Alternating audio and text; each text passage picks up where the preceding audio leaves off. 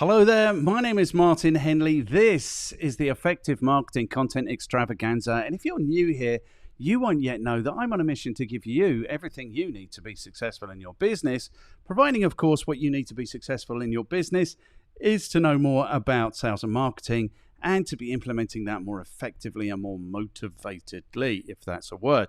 So what goes on here is every 2 weeks we will bring you the marketing news. Myself and Melanie Farmer will speculate wildly about what's happening in the marketing world and what effect it might have on your life. I will bring you, whenever I can, anyone with experience to share that might be useful for you if you are looking to be more successful in your business as part of the Talk Marketing series. We are bringing you the Marketing Jargon Busting WT, What the series, and I am reacting to the very best and the very worst of marketing content from the internet, which is what's going on today. So it's been a while, so bear with me. There is a little bit of jeopardy here. Clay has lined us up with 6 potential videos that we can react to. I've got no idea what those videos are. What we will do is yes, this is working. We will roll the dice. We will get a number between 1 and 6, and the number is 3. We rolled 1 die. 3. Okay, good. So far, so good. What you need to know is that this is the 4th attempt I've done at trying this. I haven't got beyond the selection. So then if we go to over here, if we go to the next thing should be our thing. Here's where our videos are. So 1, 2, 3, our video is number 3. So what I'm going to do is I'm going to take this URL.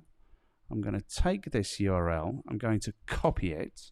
And then what we're going to do is we're going to go back to the internet. This is good. We're going to go to YouTube. And we are going to look for this video, and we're going to find out very shortly what it is that I'm going to be reacting to. And what it is I'm going to be reacting to is the Harvard Principles of Negotiation. Let's just make sure I've got that right. It is the Harvard Principles of Negotiation, the art of negotiation. Good choice, Clay. Okay, so I'm just going to change my camera up here so it looks more like I'm looking at you. There we are. That's not very good. I can bring this down ever so slightly. So there you go. So now I'm looking at you, and we, my friends, are going to enjoy the art of negotiation according to the Harvard Principles of Negotiation. So let's see. So we know what's going on here. This video has 1.44 million views. The channel has 1.55 million views, so this is by far and away their most effective video, their most popular video here. They've got 32,000 subscribers, and they've posted 146 videos. This one seems to be... Okay, so this is the Erich Pommer Institute. It looks like it might be Germanic or Northern European or something like that. Okay, so waffling, I've got my idea. You know, I get delegates all the time engaged in tug of war. So I've got my idea of what negotiation is. So, you know, I spent the first 10 years of my career selling exclusively. I've been selling since I graduated from university. So I've got more than 25 years experience of selling. So that's what I'm bringing to this. Let's see what the Harvard Principles of Negotiation are.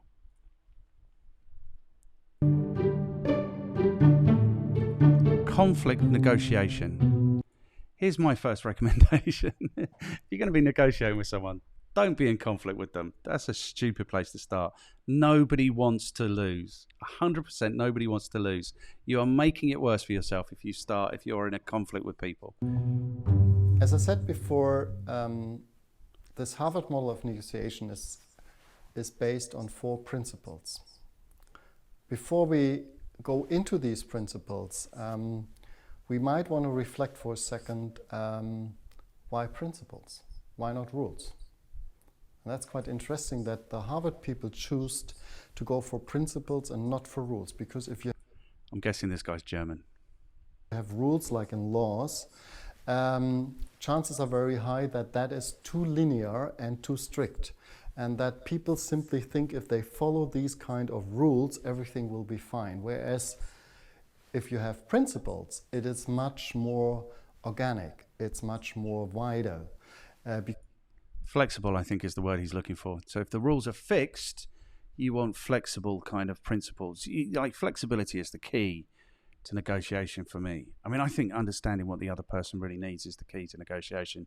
But we'll see what this guy is. Did they tell us his name? We don't know his name. Because you have lots of ways how to fulfill those principles. So it is important to realize that the Harvard people choose principle for cooperation and not rules. So that because cooperation needs the freedom and the creativity. So let's go for these 4 principles. If you remember, we talked about, when we talked about the 5 ways of how to deal in a negotiation, that we said, okay, we do have these high interest or low interest in relationship, and we have the high interest or low interest into the issue you want to have. And let's assume for a second you're negotiating with somebody you like and you find very sympathetic. Then it could be that you have a tendency to give in and to accommodate to the other person, so that you have a tendency to play lose-win. Or on the other extreme, you don't like the other person. You might even hate the other person. And then it is possible that you have a tendency to play win-lose, because you don't like the person, you don't care for the relationship. So the Harvard people said, okay, in order to avoid these risks, that the quality of relationship interferes with your interest in the issue, you should separate them at all. So the first principle is, and that's easy said and hard to achieve, separate the person from the issue. In real life, that would mean... Right, so I don't know. What don't I know? How can you separate the person from the issue? Like, if it's...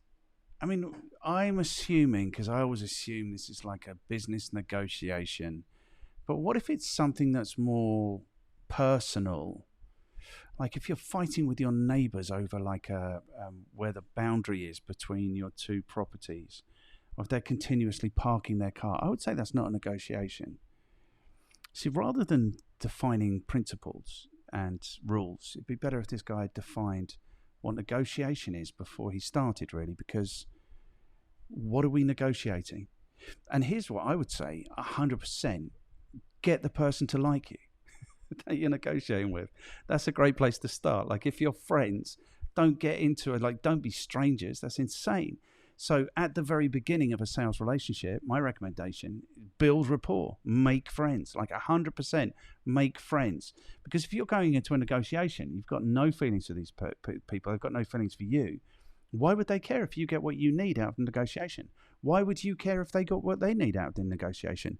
All of this win, win, win, lose, win rubbish is there is only a winner and there is only a loser if you're going to take this combative attitude to negotiation.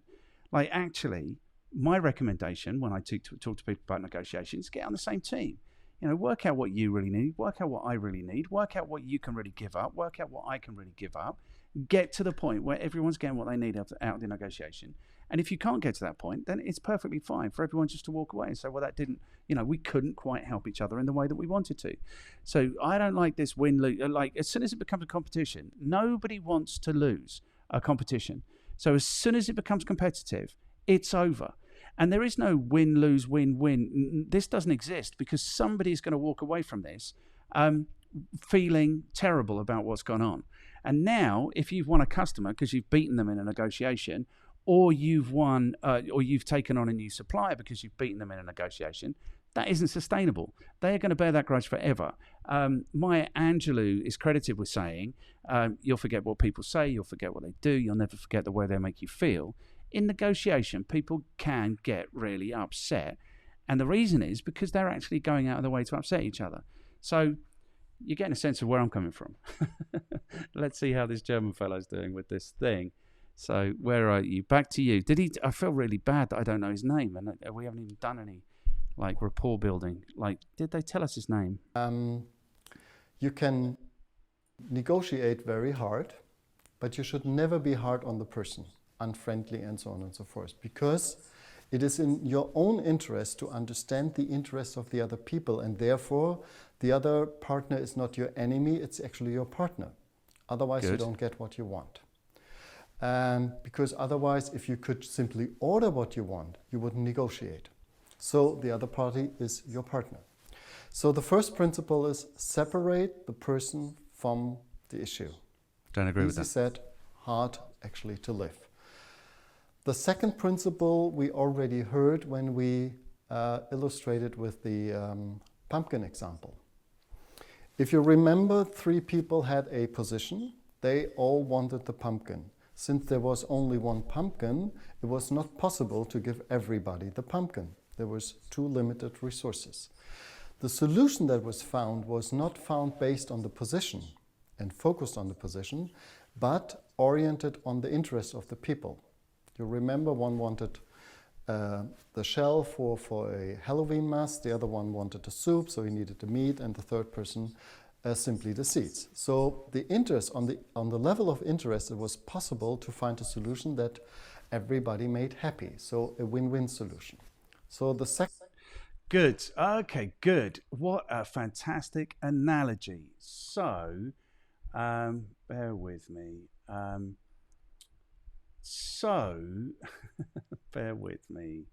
Bear with me. Yes.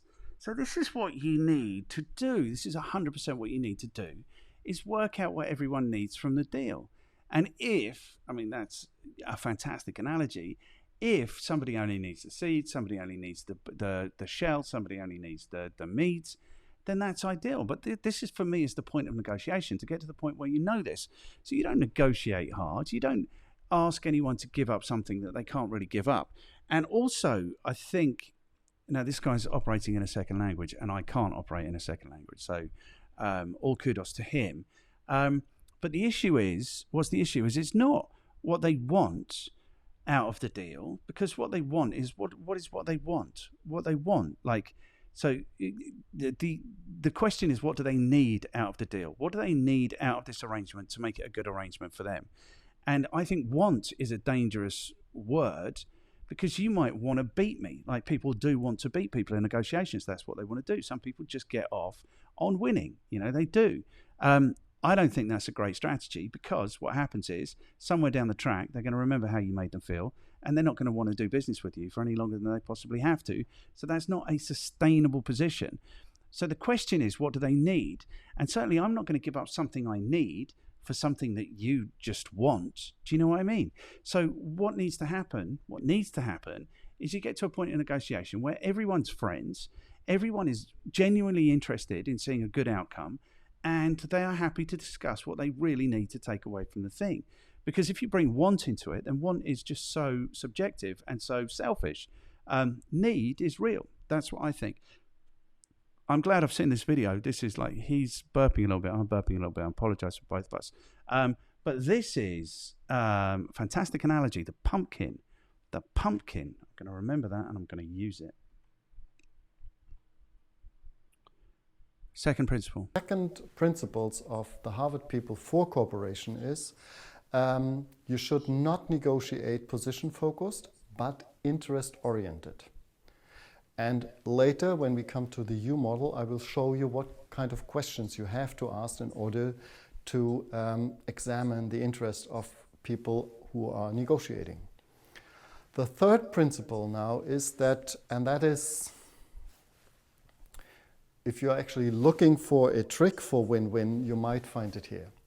The Harvard people found out that sometimes cooperation is not possible because people who are negotiating are going too fast, too quick into solutions.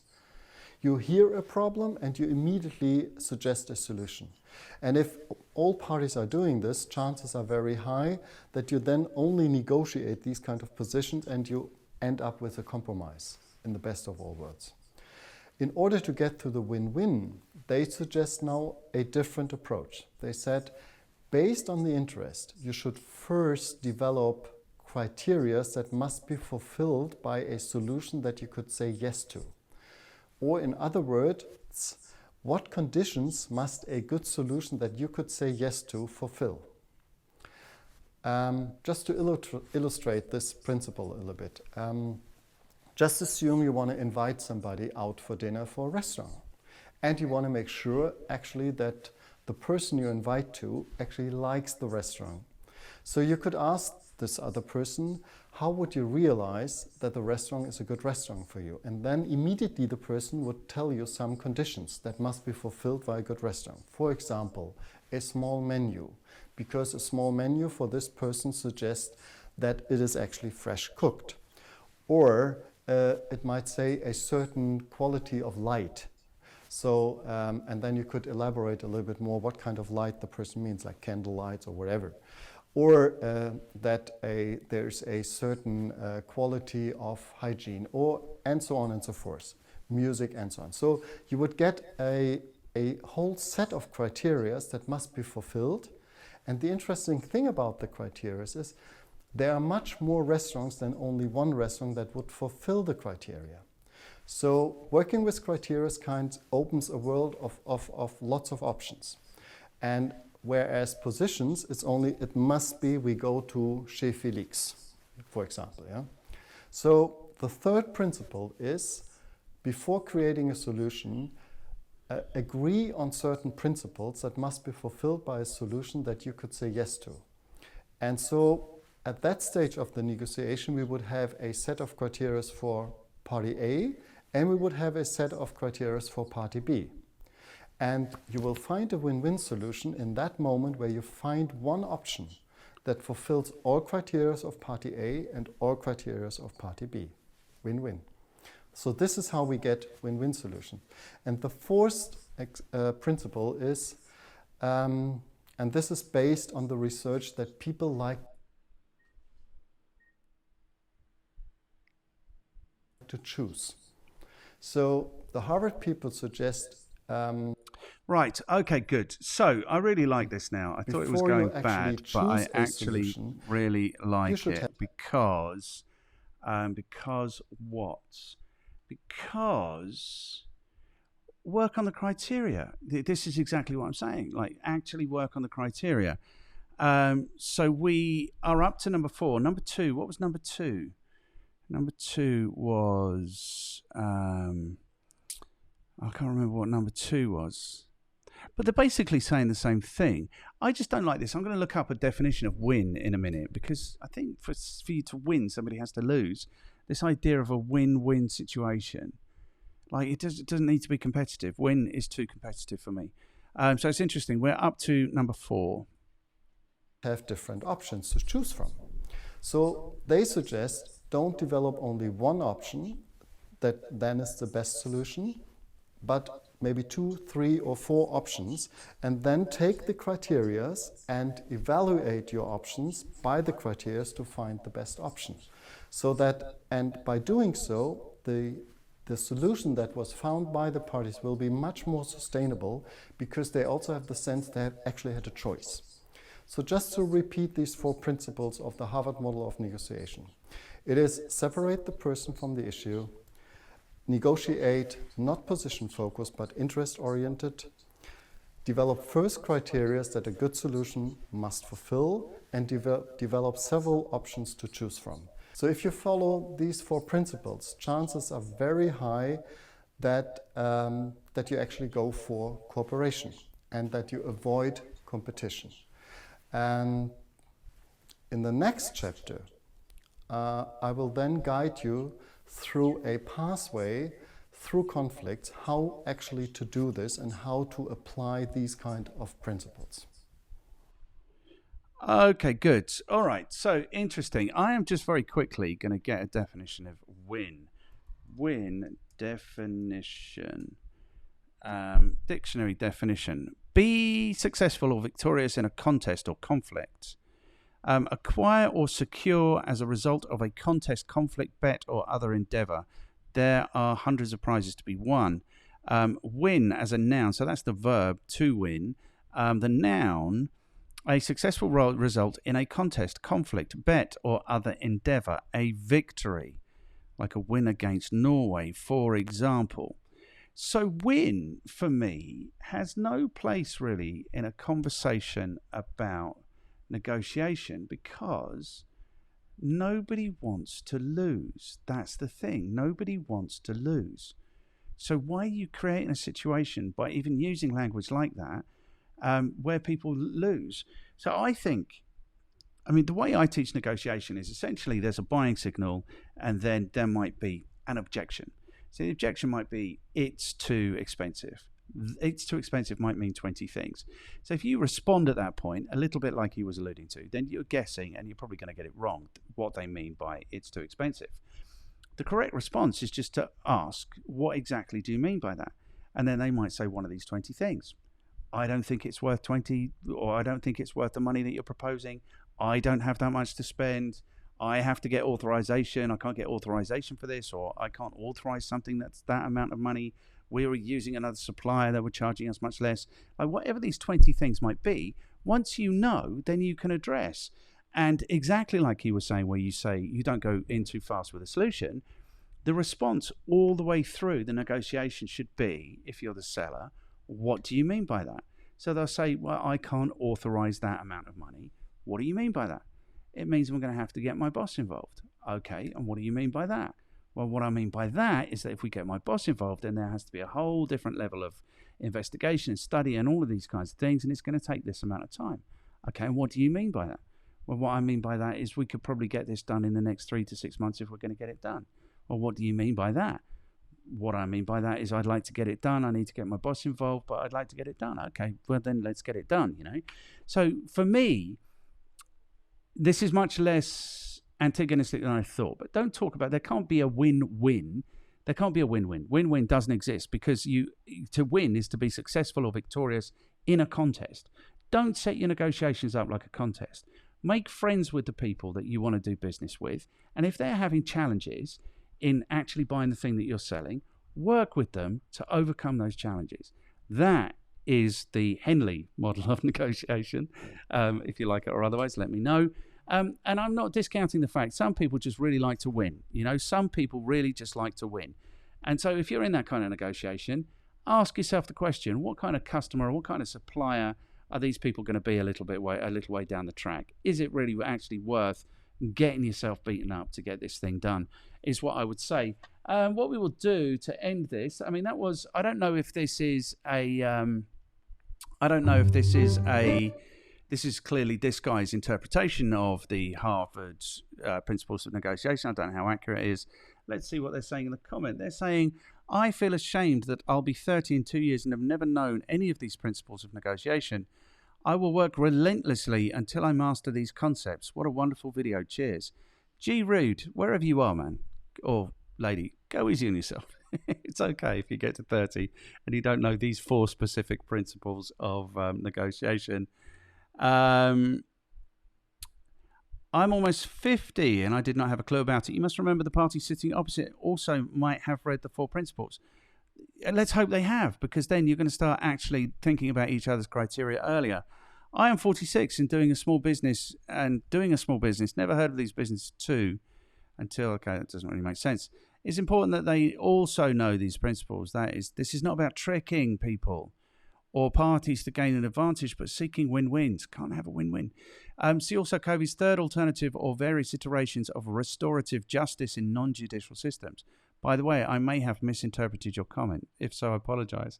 Everyone in these comments is absolutely lovely. Super cool explained. Yes, Tam Gaming.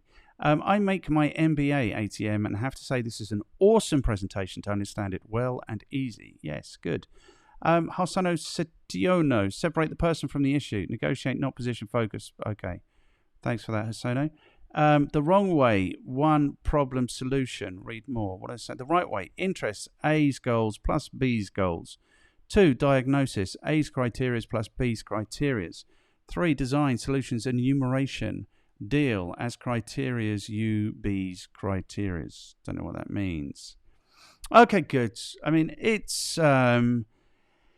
Here's the thing. Here is the thing. This is why I do these videos, because I wasn't thinking about negotiation, and I should be thinking about negotiation. I teach negotiation. We should all be thinking about negotiation.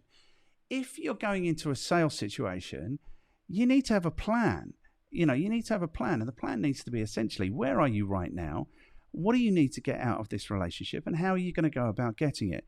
So you should be thinking all the time about negotiation, about sales conversations, about what it is that you need to be doing in your life and your work. And that's why I'm here with these videos as often as I can muster. Hope you found this interesting and useful. If you have found it interesting and useful, you know what you should be doing. You should be liking, you should be subscribing, you should be commenting, you should be sharing. You should be doing all of those good things. You could head across the Effective Marketing Company website and join our mailing list, and you will get these little pearls of wisdom in your inbox every day, you lucky, lucky sausages.